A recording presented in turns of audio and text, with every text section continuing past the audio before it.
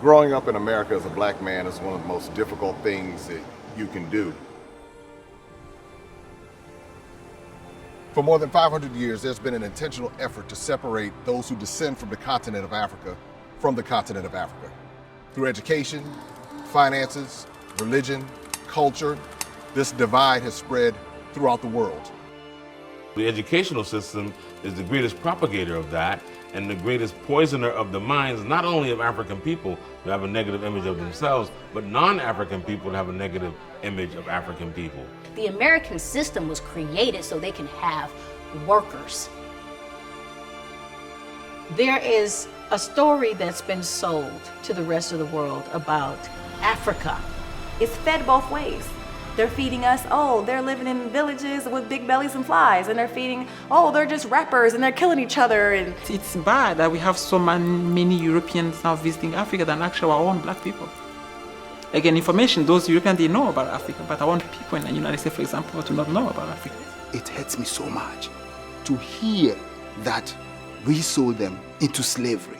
And so when I'm here and they come, there I say the devil is a liar.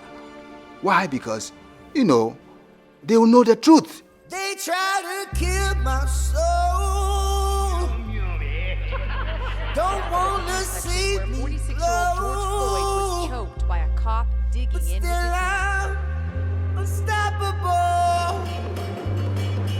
Still I'm unstoppable.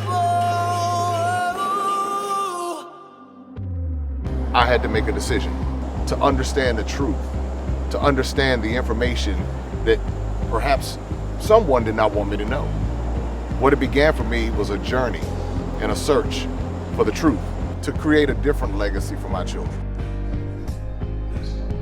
Education is so important, and knowing the history beyond what they teach us in the US, and they didn't teach me much of anything. That's why I apologize to you and your brothers for putting y'all in that school system, because it wasn't right.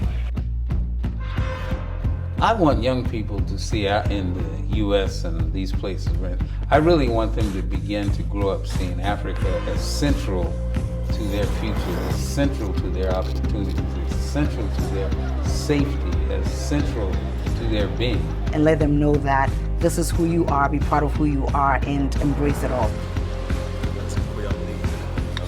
Every agenda that's been pushed on us, it's time to destroy that and create our own narrative as people of color, as diasporans, and as the new Africans. People need to see the world.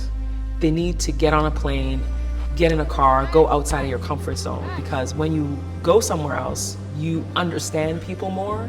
You can be more empathetic in certain situations because you know where they're coming from, and you can learn about yourself. When I see my brothers from the diaspora come, it warms my heart so much. It makes me so happy. And when you come here, it's not just a slavery story, it's when we were kings and still are kings. As long as Africa is disrespected, we cannot enjoy our full potential as an individual of African descent until Africa itself is respected. When I came to Ghana and discovered how much I was not taught, I realized the importance of educating myself. This is where it all began. This is where my life changed. This is where I began to discover who I was. And I want to take you on that journey with me.